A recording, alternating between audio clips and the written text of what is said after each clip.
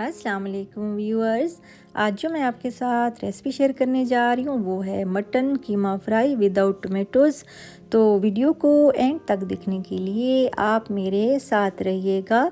तो चलिए अब हम स्टार्ट करते हैं।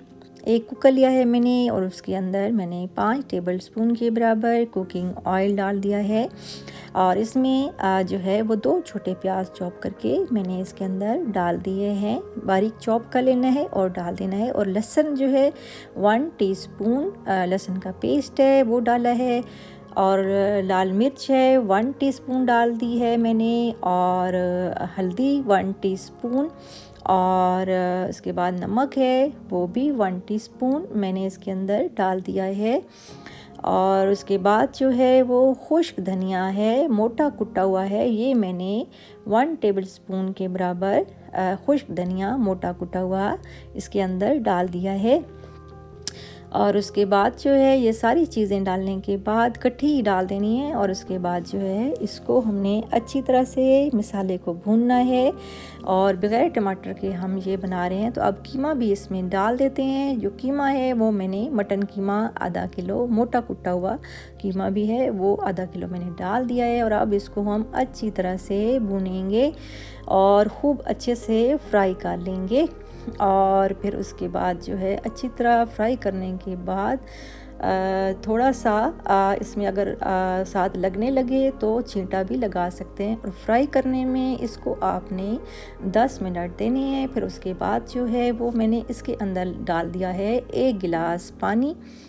और 1 गिलास पानी डालने के बाद जो है इसको हमने रखना है, प्रेशर देना है तकरीबन 6 मिनट के लिए। और उसके बाद जो है पानी इसका बिल्कुल खुश्क हो जाएगा और कीमा भी गल जाएगा। तो उसके बाद जब ऑयल निकलने लगे तो फिर इसको हमने उतार लेना है और चूल्हा बंद कर देना है। और गार्निशिंग कर लें आप हरी मिर्च से, हरे धनिया से।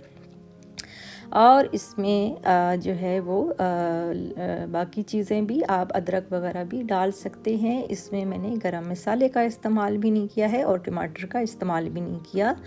और ये मैंने जो है एक प्लेट में डाल के सर्व कर दिया है। आप देखें कितना ज़बरदस्त और कितना यम्मी और कितनी सिंपल झटपट तैयार होने वाली रेसिपी मैंने आपके साथ शेयर कर दी है।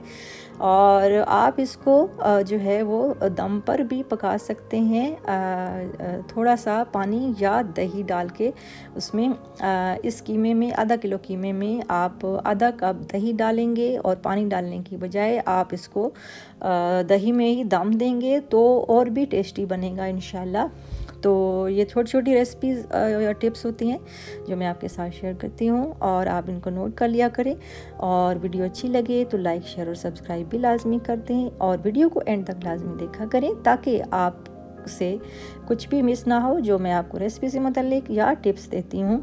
और उसके अलावा बेल आइकन को भी लाजमी प्रेस कर दिया करें, ये बिल्कुल फ्री है और इस पर कोई एनर्जी वेस्ट नहीं होती और ना ही पैसे लगते हैं।